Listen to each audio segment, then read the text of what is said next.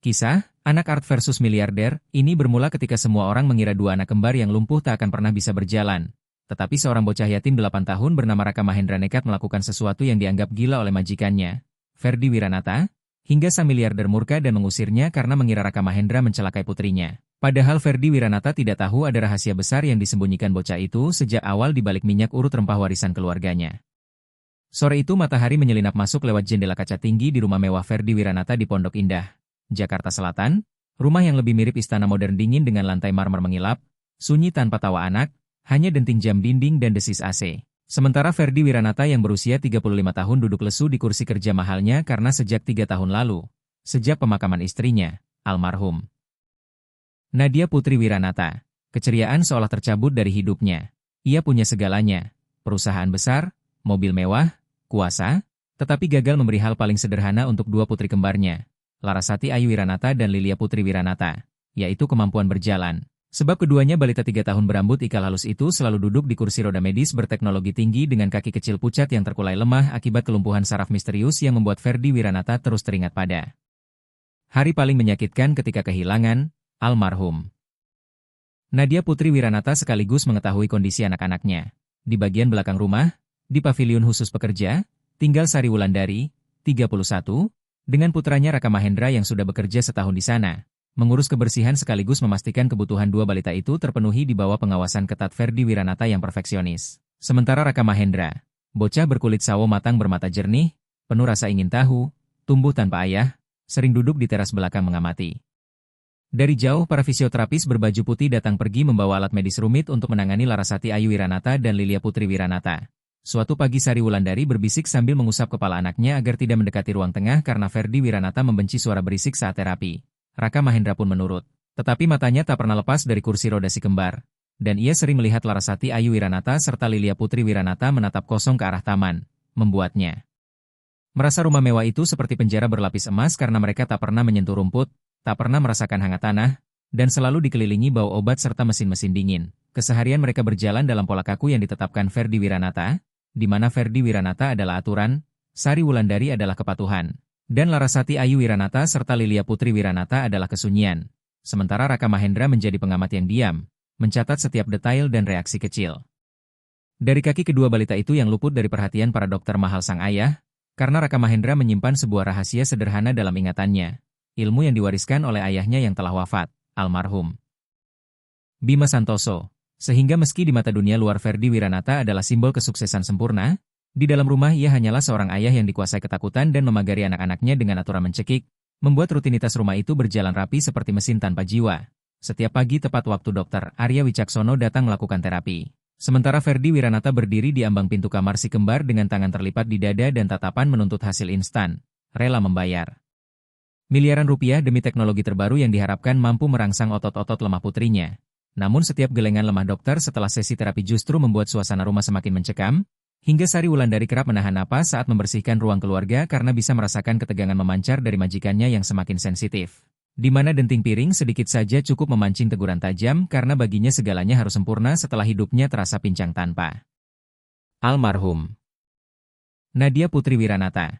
Dengan nada dingin ia memerintahkan Sari Wulandari agar hanya dokter yang boleh masuk ke kamar anak-anaknya, lantai harus steril, dan Raka Mahendra tidak boleh berkeliaran di area depan. Perintah yang dijawab patuh oleh Sari Wulandari sambil menunduk karena ia tahu di mata Ferdi Wiranata anaknya hanyalah potensi gangguan.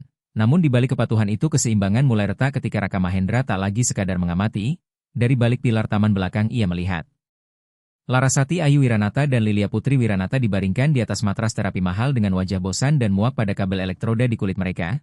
Hingga suatu siang terik ia menyaksikan Lilia Putri Wiranata berusaha meraih bola mainan yang jatuh di lantai marmer. Hampir terjungkal dari kursi roda sebelum seorang perawat segera menangkap dan mendudukannya kembali dengan kasar seperti boneka porselen rapuh. Pemandangan yang membuat malam itu Raka Mahendra berbisik kepada Sari Wulandari. Saat mereka makan sederhana di pavilion bahwa anak-anak itu tidak membutuhkan kabel listrik, melainkan sentuhan rasa, ucapan yang membuat Sari Wulandari terkejut dan menegur karena Ferdi Wiranata dianggap orang pintar yang memanggil dokter terbaik. Tetapi Raka Mahendra dengan mata berbinar mengulang ajaran ayahnya bahwa kaki yang tertidur harus dibangunkan dengan kehangatan dan minyak urut. Sebab, almarhum Bima Santoso dahulu adalah tukang urut saraf tradisional yang dikenal di desa mereka dan Raka Mahendra telah menemaninya bekerja sejak usia 5 tahun. Namun membawa ilmu kampung ke rumah miliarder seperti Ferdy Wiranata terasa seperti kegilaan. Sehingga Sari Wulandari menegaskan dengan wajah cemas agar Raka Mahendra melupakan semua itu dan menyimpan ingatan tentang almarhum Bima Santoso di dalam hati saja. Karena jika Ferdy Wiranata tahu ia meragukan dokter, mereka bisa diusir malam itu juga dan ia tak mau anaknya celaka. Raka Mahendra terdiam, tetapi tangannya meraba kantong kain kecil di bawah tempat tidurnya yang berisi botol mungil minyak kelapa bercampur rempah. Ramuan terakhir yang diajarkan almarhum Bima Santoso. Dan meski rumah itu tampak tenang, bagi Raka Mahendra ketenangan itu adalah kebohongan besar yang menyiksa Larasati Ayu Wiranata dan Lilia Putri Wiranata. Memicu dorongan kuat dalam dadanya yang sebentar lagi akan membawanya melampaui batas larangan Ferdy Wiranata. Kerapuhan suasana memuncak ketika Ferdy Wiranata mulai kehilangan kesabaran. Malam itu Sari Wulandari mendengar majikannya membanting gelas di ruang kerja setelah menerima laporan medis bahwa tak ada kemajuan berarti pada saraf motorik si kembar. Dan di tengah gelap rumah mewah Pondok Indah, Jakarta Selatan, Raka Mahendra berdiri di depan pintu kamarnya menatap koridor panjang menuju kamar si kembar. Sadar waktu terus berjalan dan otot kaki mereka akan makin kaku bila ia tak segera melakukan sesuatu yang berisiko. Kesempatan itu akhirnya datang pada sore mendung saat Ferdy Wiranata harus menghadiri rapat darurat di kantornya di SCBD, Jakarta Selatan, sementara Sari Wulandari sibuk di dapur utama menyiapkan jamuan untuk rekan bisnis yang akan datang malamnya dan para perawat bergantian istirahat di ruang staf, membuat rumah mendadak sunyi. Celah yang telah lama ditunggu Raka Mahendra. Lalu dengan langkah seringan kapas ia menyelinap melewati koridor megah sambil menggenggam botol minyak rempah warisan ayahnya dan 2 bola kasti bekas bertekstur kasar. Jantungnya berdegup bukan karena takut kemewahan, melainkan takut gagal menolong 2 teman kecilnya. Ia membuka pintu kamar Larasati Ayu Wiranata dan Lilia Putri Wiranata perlahan, mendapati ruangan terlalu dingin karena AC disetel rendah. Sementara kedua balita itu duduk di lantai di atas karpet bulu tebal dan empuk, memainkan balok susun dengan wajah datar seolah bermain hanya kewajiban. Dan begitu melihat Raka Mahendra masuk mata mereka membulat karena mengenali sosok yang selalu tersenyum pada mereka dari balik jendela setiap sore. Lalu ia berbisik sambil berlutut, "Jangan takut," dan menawarkan sulap pada Larasati Ayu Wiranata dan Lilia Putri Wiranata hingga perhatian mereka tertuju penuh padanya. Tanpa membuang waktu Raka Mahendra menggeser karpet bulu itu ke tepi, menyisakan lantai marmer yang keras dan dingin karena ia tahu kelembutan berlebihan justru membuat saraf mereka malas merespons. Lalu ia membuka botol minyaknya hingga aroma rempah kuat memenuhi kamar yang biasanya berbau disinfektan, dan dengan gerakan persis seperti yang diajarkan almarhum Bima Santoso, ia mengusap telapak kaki pucat Larasati Ayu Wiranata dengan pijatan melingkar pada titik tertentu. Bertanya lembut saat kulit kaki itu menyentuh marmer tanpa alas, hingga Larasati Ayu Wiranata sedikit berjengit. Respon kecil yang bagi Raka Mahendra adalah tanda kehidupan. Kemudian ia meletakkan bola kasti di bawah telapak kaki Lilia Putri Wiranata dan menggerakkannya perlahan agar saraf di telapak kaki itu merasakan tekstur kasar dan bulat dari bola tersebut. Ekspresi Larasati Ayu Wiranata dan Lilia Putri Wiranata mulai berubah. Bukan lagi datar melainkan dahi berkerut seperti menandakan mereka benar-benar merasakan sesuatu di bagian bawah tubuh. Tetapi di tengah keberhasilan kecil itu Raka Mahendra melakukan langkah yang lebih berani. Ia mengangkat Larasati Ayu Wiranata dan mencoba mendudukannya di kursi kayu kecil tanpa sandaran di sudut kamar agar ia belajar menyeimbangkan tubuh tanpa penopang kursi roda medis. Sambil menyemangati, "Ayo, pegang tangan kakak," dan tepat saat itu deru mobil terdengar di halaman depan rumah Pondok Indah, Jakarta Selatan, membuat jantung Raka Mahendra seakan berhenti karena itu mobil Ferdy Wiranata. Rapat di kantor SCBD, Jakarta Selatan rupanya dibatalkan karena hujan turun deras. Bunyi langkah sepatu pantofel yang berat menggema di koridor marmer menuju kamar si kembar. Raka Mahendra panik namun tak bisa meninggalkan Larasati Ayu Wiranata dalam posisi tidak stabil. Ia mencoba menggendongnya kembali ke karpet tetapi karena tubuhnya masih kecil ia kehilangan keseimbangan. Sebuah balok susun tertabrak dan jatuh menimbulkan suara keras yang memecah sunyi rumah. Lalu pintu kamar terhempas terbuka dan Ferdy Wiranata berdiri di ambang pintu dengan wajah memerah karena amarah memuncak. Matanya melotot melihat Raka Mahendra memegang kaki putrinya sementara botol minyak urut rempah tumpah di lantai marmer dan anak-anaknya berada jauh dari kursi roda medis. "Apa yang kamu lakukan pada anakku?" bentaknya menggelegar hingga seisi rumah terasa bergetar. Konflik yang lama terpendam pun meledak. Larasati Ayu Wiranata dan Lilia Putri Wiranata langsung menangis kencang dengan jerit melengking yang memecah kamar yang biasanya sunyi. Ferdy Wiranata melangkah lebar hampir berlari lalu menyambar Larasati Ayu Wiranata dari dekapan Raka Mahendra dengan kasar. Napasnya memburu dan matanya merah menyala oleh campuran marah serta takut. "Keluar! Keluar dari sini!" hardiknya sambil menunjuk pintu dengan jari gemetar. Sementara Raka Mahendra jatuh terduduk di marmer dingin dan gemetar hebat ketika botol minyaknya terguling. Sisa isinya merembes ke celah lantai dan menyebarkan aroma tajam yang kini terasa seperti pertanda bencana. Sebelum Raka Mahendra sempat membela diri, Sari Wulandari berlari masuk dengan wajah pucat pasi karena baru dari dapur dan mendengar teriakan majikannya. Ia menjerit panik memanggil anaknya lalu langsung bersimpu memohon di kaki Ferdy Wiranata. meminta maaf untuk Raka Mahendra dan untuk dirinya. Namun Ferdi Wiranata tak menggubris permohonan itu karena sibuk memeriksa kaki Larasati Ayu Wiranata dan Lilia Putri Wiranata dengan tangan gemetar. Menuduh Raka Mahendra menyentuh kaki anaknya dengan minyak berbau, memindahkan mereka dari kursi roda, dan mempertanyakan bagaimana jika tulang patah atau saraf makin rusak. Sementara Raka Mahendra terisak dengan suara parau mengatakan ia hanya ingin membantu karena mereka kedinginan di karpet dan butuh merasakan lantai. Tetapi Ferdi Wiranata justru meledak makin keras, menghina bahwa Raka Mahendra hanya anak kecil anak art yang tidak tahu medis. Bahkan dokter luar negeri saja menyuruh anak-anak itu diperlakukan sangat hati-hati. Lalu Sari Wulandari menangis terseduh-seduh sambil terus memegangi kaki Ferdi Wiranata karena merasa dunianya runtuh. Sari Wulandari tahu betapa kerasnya Ferdi Wiranata jika menyangkut keselamatan putri-putrinya. Dan amarah Ferdi Wiranata malam itu bukan sekadar kemarahan biasa melainkan ledakan frustrasi bertahun-tahun yang dilampiaskan pada sasaran paling lemah. Ia membentak suster Melati Puspitasari yang baru tiba dengan wajah ketakutan agar segera mengamankan Larasati Ayu Wiranata dan Lilia Putri Wiranata, memeriksa setiap inci tubuh mereka, dan mengancam akan melaporkan hingga berurusan dengan Polri jika ada satu memar saja. Lalu ia menatap Sari Wulandari dengan dingin dan memerintahkan agar Raka Mahendra dibawa keluar serta tidak boleh menampakkan wajah di area utama rumah Pondok Indah, Jakarta Selatan lagi, karena sedikit saja mendekat ke kamar itu ia akan mengusir mereka seketika tanpa pesangon.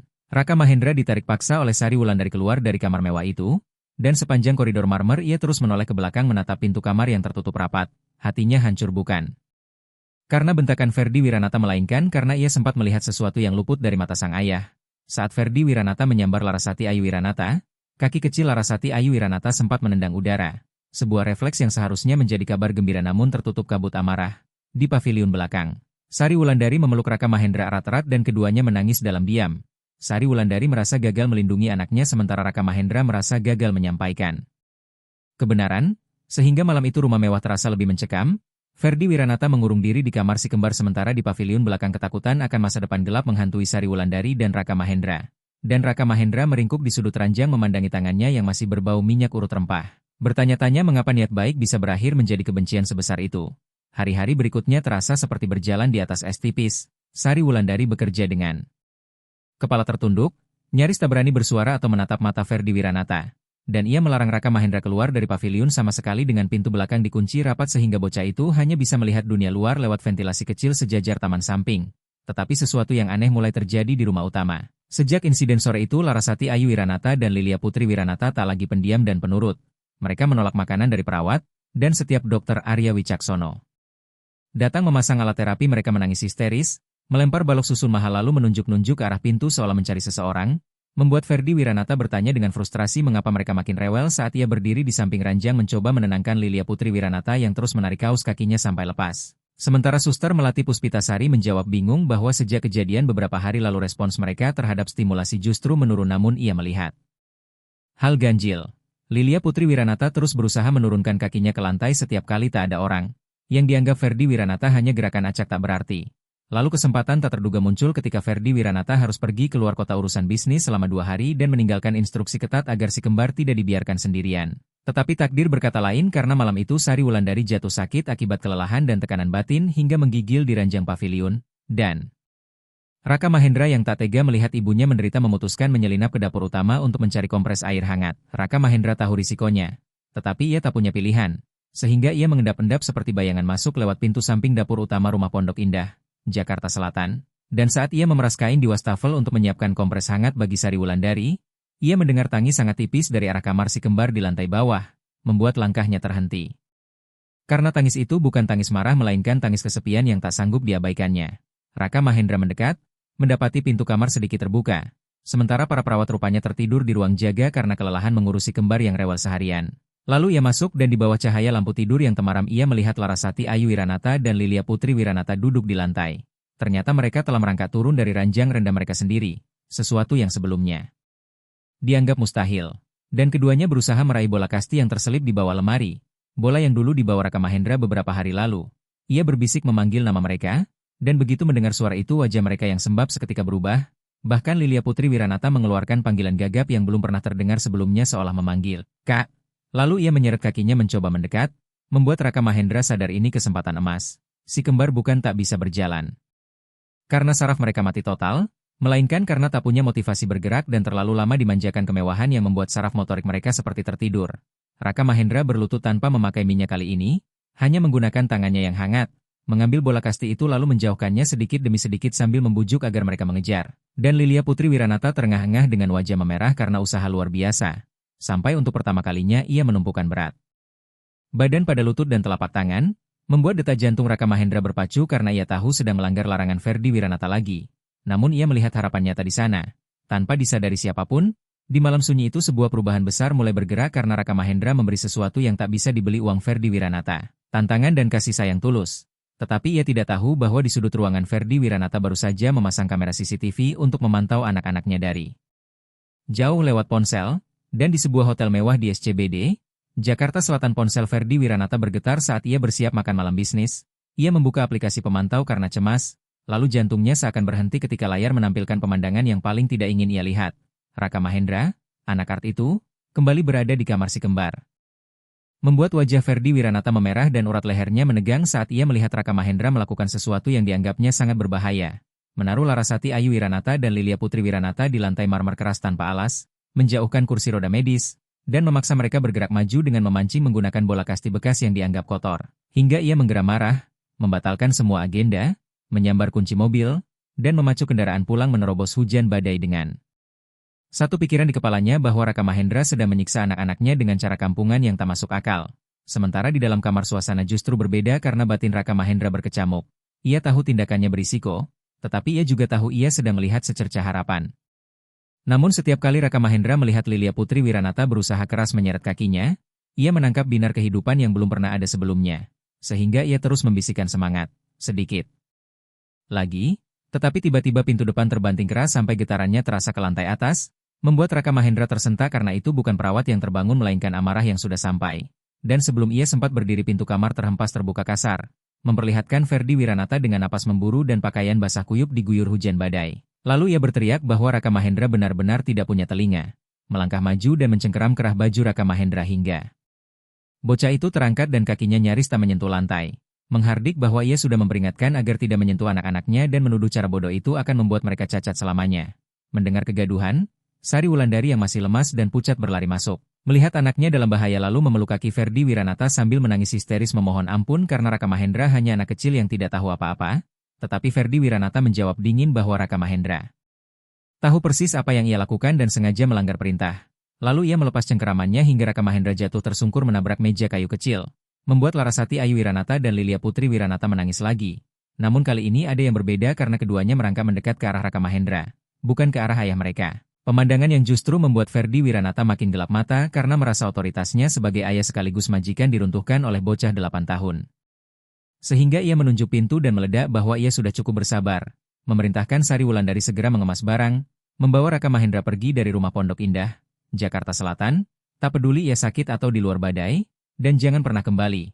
Suasana rumah mewah itu benar-benar memusuhi Raka Mahendra dan Sari Wulandari. Para perawat hanya mematung ketakutan, dan keadaan makin rumit ketika Ferdi Wiranata membanting bola kasti milik Raka Mahendra ke dinding sampai hancur seolah ia menghancurkan satu-satunya harapan yang baru mulai tumbuh di hati Larasati Ayu Wiranata dan Lilia Putri Wiranata, membuat usaha Raka Mahendra terasa menemui jalan buntu paling gelap tertutup dinding kesombongan dan trauma seorang miliarder yang terluka. Di luar, hujan badai mengamuk seakan ikut merasakan pedih yang menimpa paviliun belakang. Dan dengan tangan gemetar Sari Wulandari memasukkan pakaian mereka ke dalam tas kain usang sambil menangis tanpa suara. Air mata membasahi baju kecil Raka Mahendra sementara tubuhnya masih panas demam tetapi luka di hatinya lebih membakar karena merasa gagal menjadi ibu yang memberi tempat berteduh layak. Sedangkan Raka Mahendra berdiri diam di ambang pintu menatap punggung ibunya. Tangannya memar akibat jatuh tadi namun ia tak mengeluh.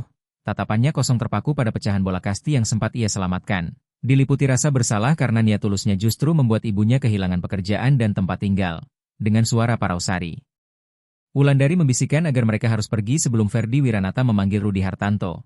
Lalu mereka keluar lewat pintu samping, dan begitu melangkah hujan langsung mengguyur tubuh mereka hingga basah kuyup. Sementara Ferdi Wiranata berdiri di balkon lantai 2 memperhatikan dari jauh dengan tatapan dingin dan tangan terkepal. Ferdi Wiranata merasa dirinya sudah melakukan hal yang benar demi melindungi anak-anaknya dari pengaruh liar anak art itu.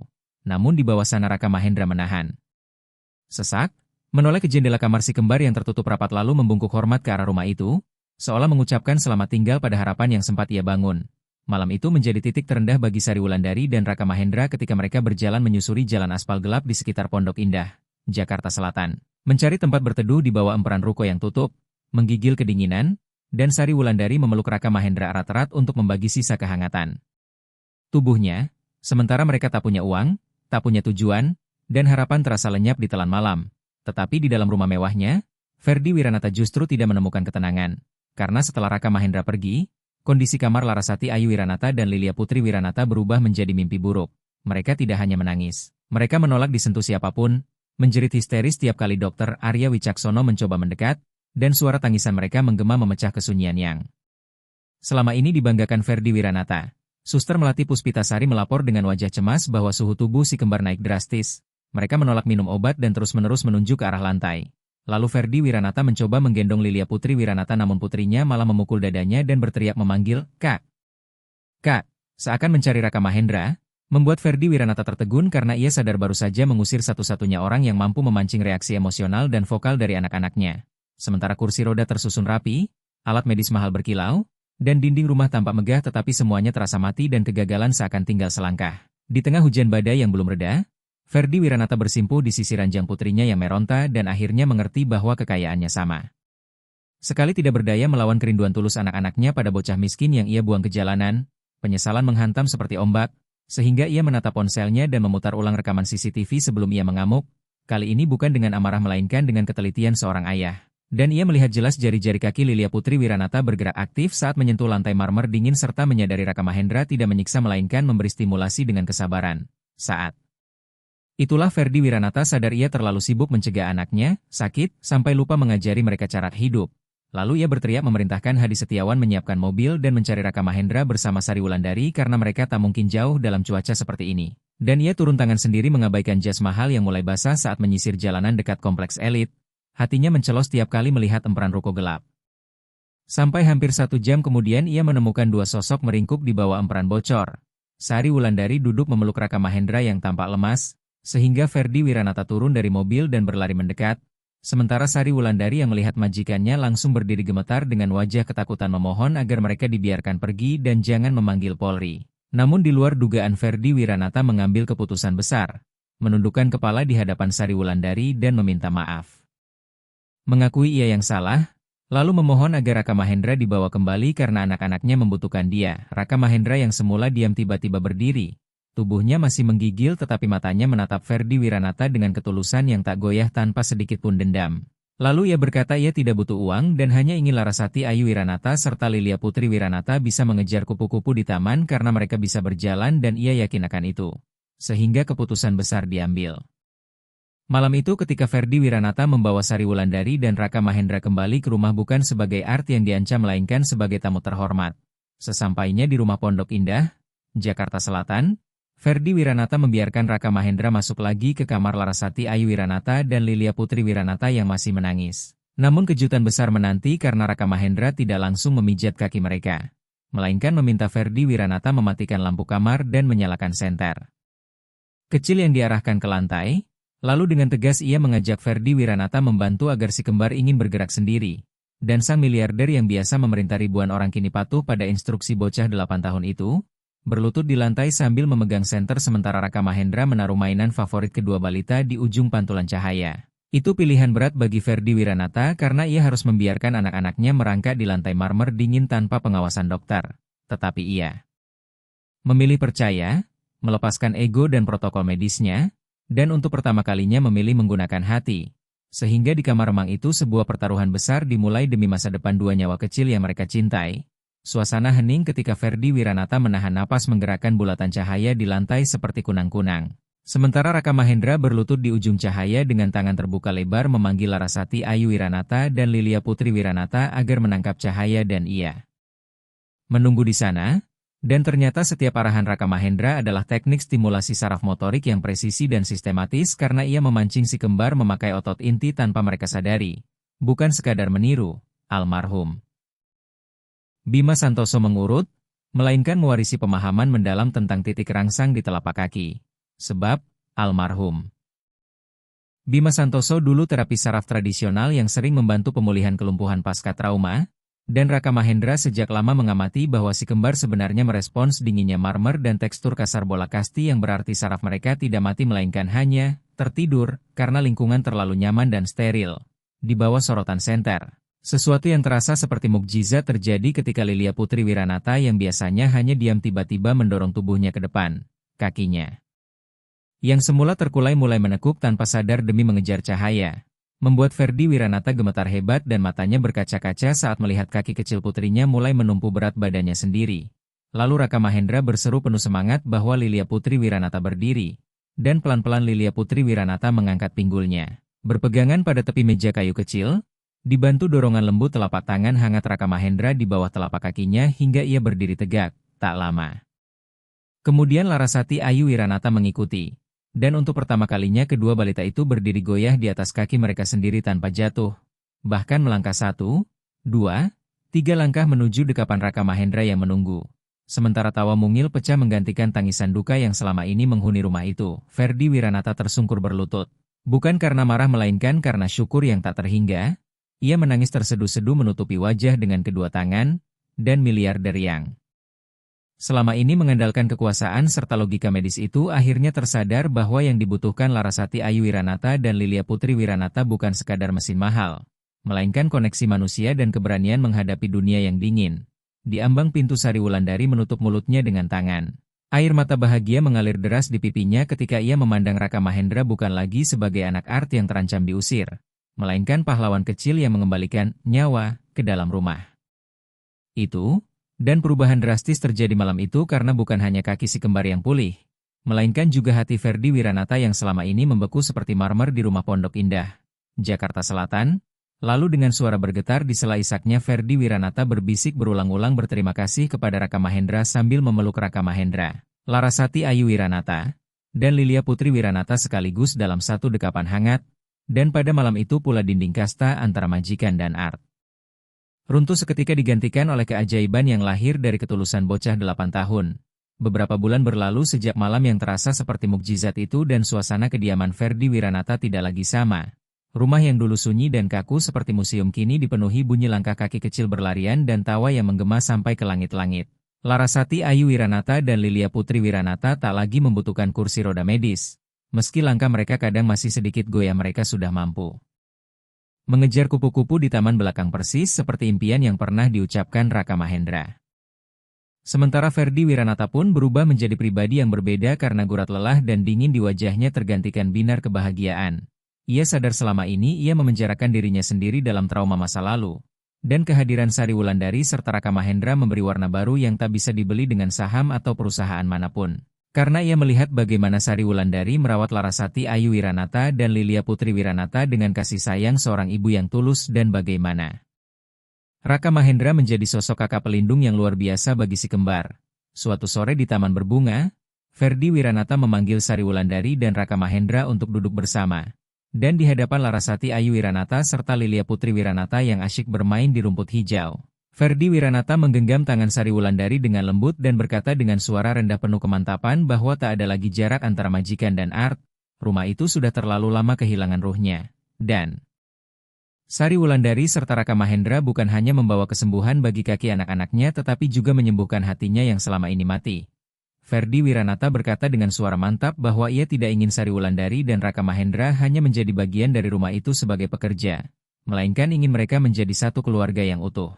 Membuat Sari Wulandari terpaku dengan air mata haru menggenang di matanya karena tak pernah membayangkan ketulusan Raka Mahendra akan membawanya pada takdir seindah ini, hingga pernikahan Ferdi Wiranata dan Sari Wulandari pun digelar sederhana namun sangat menyentuh di halaman rumah Pondok Indah, Jakarta Selatan, karena Ferdi Wiranata jatuh cinta pada kebaikan dan ketulusan Sari Wulandari. Sementara Raka Mahendra resmi diangkat sebagai anak sulung dan pewaris pertama yang akan menjaga Larasati Ayu Wiranata dan Lilia Putri Wiranata.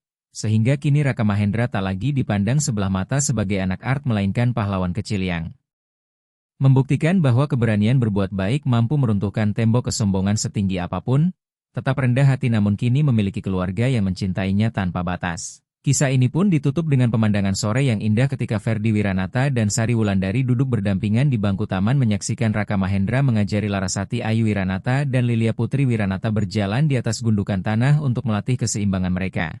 Sementara Ferdi Wiranata merangkul Sari Wulandari sebagai istrinya dan menyadari bahwa harta paling berharga bukanlah yang tersimpan di brankas besi, melainkan kasih sayang yang tumbuh di dalam rumah yang hangat, Dengan pesan moral yang jelas bahwa kekayaan bisa membeli fasilitas terbaik di dunia tetapi hanya kasih sayang dan ketulusan yang mampu menciptakan keajaiban. Karena seringkali jawaban atas masalah besar tidak datang dari orang-orang hebat di atas kita melainkan dari hati kecil yang jujur dari mereka yang kerap kita abaikan. Sehingga jangan pernah meremehkan niat baik seseorang hanya karena status sosialnya. Sebab justru orang yang kita anggap kecil itulah yang kerap memegang kunci kebahagiaan terbesar.